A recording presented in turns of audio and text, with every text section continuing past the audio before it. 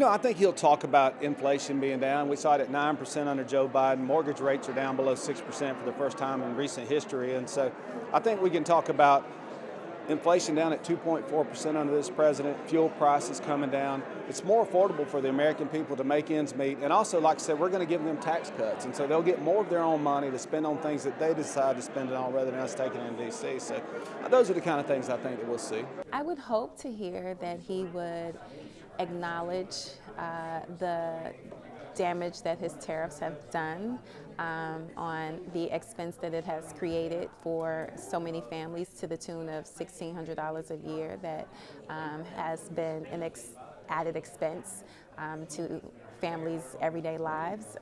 I would hope he would acknowledge the survivors. Many of the Epstein survivors are going to be present while he has had his name in the files. I think it is incumbent upon him in an effort to be the chief unifier that he exercise some decorum and some respect for those women whose lives have been turned upside down, but who have certainly turned their tragedy into triumph and their pain into power. What about the affordability crisis in the United States? I expect him to pretend like there is no longer an affordability crisis. He has already said as much, that he has fixed it, that affordability is no longer an issue, but I would dare him to see someone at the grocery store and have that same conversation. I would dare him to see someone at a doctor's office to have that same conversation. I would dare him to see someone sitting at their kitchen table and opening up their energy bills and tell them that affordability is fixed. Affordability is an incredibly important issue at this time. He has not fixed it. He has, in fact, made it worse for Americans after promising that he would fix it on day one. Well, the current state of our union is strong and getting stronger. I think that's exactly what we're going to hear from President Trump tonight. Of course, he invited the USA gold medal winning team, hockey team, to the event tonight. I think it's such a defining moment for our nation to see that over the weekend. But also, Jack Hughes really said it best after the game. He said that he is, quote, proud to be an American. I think that's what a lot of us are feeling here in the House today. I think that's what a lot of Hoosiers back home that I serve are also feeling. I think what the president should be talking about economically is all of the wins and successes. I mean, look at the mess that he had to clean up from Joe Biden. We had record high inflation, that's come down. We had high interest rates, that's come down. We had high fuel prices, that is now under the leadership of President Trump come down. So many of the things that were messed up in our country, we now have them on the right track. So I think he should tout that. I also think the president economically should be talking about the working families tax cuts. He should be talking about the fact that we delivered, working with House Republicans, on no tax on tips, no tax on overtime, no tax on Social Security. We gave working families tax relief who are having children by increasing the child tax credit permanently. When I'm back home in Indiana, the Hoosiers that I serve, they talk about how grateful they are to keep more of their hard-earned money. It's their money, and through this tax bill, we put more money in Hoosiers' pockets. I mean, he will give his version of what's going on in our communities, and it'll probably be the exact opposite of what I'm hearing from my constituents. How would you describe the state of the union right now? Struggling.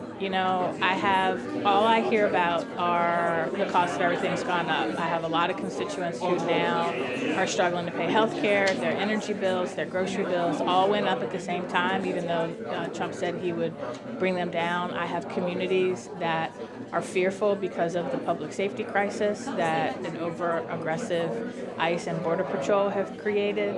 And I hear a lot of people who are concerned about, are we going to war with Venezuela? Are we going to war with Iran? And all of those are impacting my district. Well, I hope he talks about the economy and he gets into that. I also hope that he, talks about the tax cuts and talks about the families that are going to be doing better, the people that are getting the no tax on tips, the no tax on overtime. Our seniors who are now starting to realize how good this Social Security benefit was, which was a little confusing at first, and we've been dealing with a lot of constituent service to help them. I hope he talks about veterans, how important they are, how important it is on the world stage that the president has taken a strong projection of power for the United States of America. I think that's really important.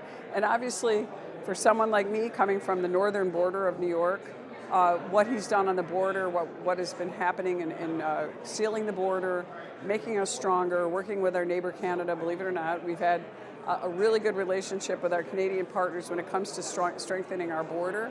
And I think, people don't realize how hard that is and how difficult it is. It's why I brought a sheriff with me who is kind of defined a new role for sheriffs. He's actually funded and founded the Northern Border Security Committee, kind of like our Northern Border Security Caucus that I founded with Ryan Zinke and others. Sheriff has a great vision. You can talk to him about that. But I think talking about the border, talking about the economy, talking about things that affect the American people and what's real, as opposed to the chaos you're going to get from the Democrats. Well, what I hope to hear is how the president is going to work with members like myself to pass the Relief Act that I've introduced to return the tariff, these taxes that American consumers and American businesses have paid for more than a year now in higher costs on everything, from groceries to the cost of housing supplies to medical supplies.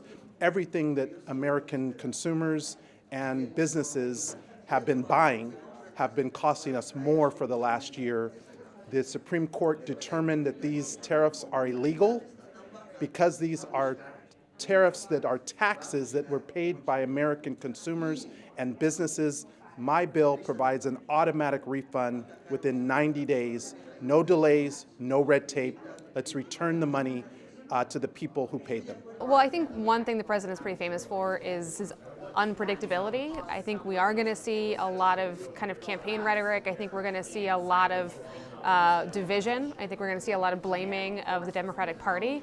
I'm hoping to see some solutions. I'm hoping to see a president who can unite us, but based on last year, I don't have a lot of hope. Well, I think all the fundamental signs of the economy look very positive. So we've seen strong economic growth. We see rising workforce participation rates, real wages growing, affordability or inflation has been tamped down significantly, almost down to the long-term growth, inflation targets that the Federal Reserve has of 2% inflation. And that's really remarkable because we know that during the 4 years of the Biden administration, trillions of dollars in excess spending had set off the worst round of inflation in my adult lifetime, going back to the early 80s, late 70s, and the Carter inflation. And so the president, I think, has come onto the scene as the firefighter. He's contained the fire with the help of the Republican Congress, and now we've got to put out the last remnants of that fire. It's not always easy to put out in the fire of inflation, but the president's done a great job, and I think he's done that with a broad set of policies that put in place strong fundamentals for the economy. So, a growing workforce, growing productivity, increased opportunities for American workers because of the increasing investment in the U.S. economy. And all that points to, I think, a favorable future. And then you couple that with good federal policy with respect to things like taxes and encouraging investment. All these things, I think, bode well for the road ahead. And I think we will see a robust American economy in the months ahead and in the years ahead if we're able to stay on track. Listen, I'm expecting this president to stand up and try to defend a record that has led to increasing costs for working Americans. So,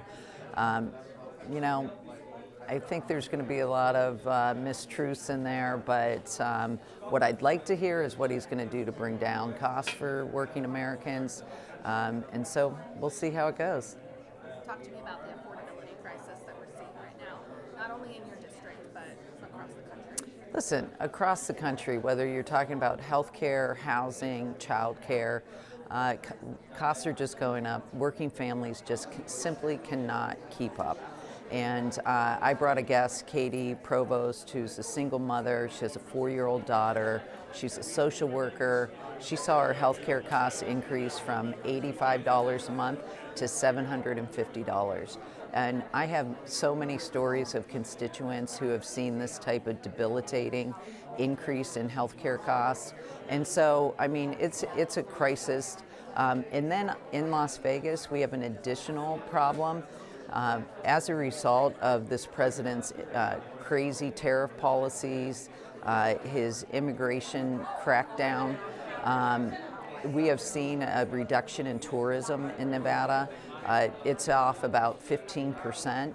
that's jobs for people, that's income for people. So, we're feeling it both sides in Nevada. And so I'm hoping this president's going to come out and talk about what he's going to do to make housing more affordable, what he's going to do to bring down the cost of health care, to bring down the cost of groceries so families can afford to make ends meet.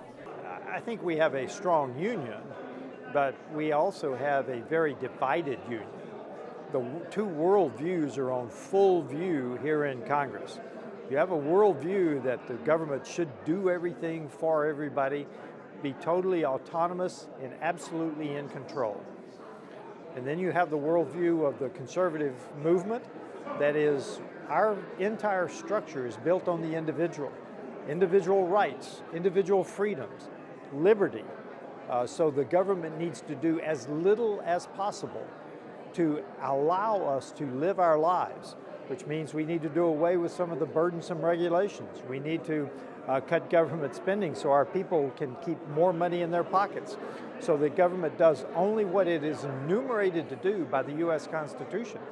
Those are the two worldviews that are on full view in Congress today. Well, I'm expecting to hear what we've heard for many years, which is divisiveness. Where I'm expecting to hear a bunch of lies, and I think I'm going to hear a lot of name calling and blaming. But the people of this country, and certainly the people I represent, deserve better. They deserve a real attack on affordability, a real agenda, and they want us to stay true to our norms and our values. And I think what has been widely reported and is that the actions of immigration enforcement in this country is way beyond the pale, very unpopular, and the people are rejecting it. So they want to see change in that space. They also want to see me, as a member of the House Representatives, and my colleagues on both sides of the aisle work together on issues that are really ours, that fall under our purview, which would be trade policy and war powers and previously appropriated dollars. So I hope that the president has a good partnership with both parties, including his own, that when people disagree, that he treats them with respect and works together to find solutions. I'm not going to go to the speech tonight because it's just like last year. I didn't go last year either, but it's even worse now. He's still telling lies. For example, he's still lying about having won the 2020 election, and we all know that's not true. But more importantly, I want to have a chance to speak to my constituents in real time and have a rapid response so we can dispel and correct the misstatements that he makes as he's making them. So with respect to, for example, the economy, affordability, he's going to get up there and say he's made the economy better for them. We all know that he's made it worse. Prices have gone up because of his tariffs, and people are having even more trouble now than they did a year ago with respect to just putting food on the table and keeping a roof over their heads and keeping the lights on. And those are the kinds of things we want to speak to. Healthcare is another one. He's going to say that they've got some kind of plan to fix whatever that challenge is, but the reality is Republicans let those tax credits expire. So people in my district had premiums double or triple. I've got folks that either had to drop it all together or they're paying $10,000 deductibles. So it's insane what he's done to damage the American people. We want to be clear and point that out as it's going along.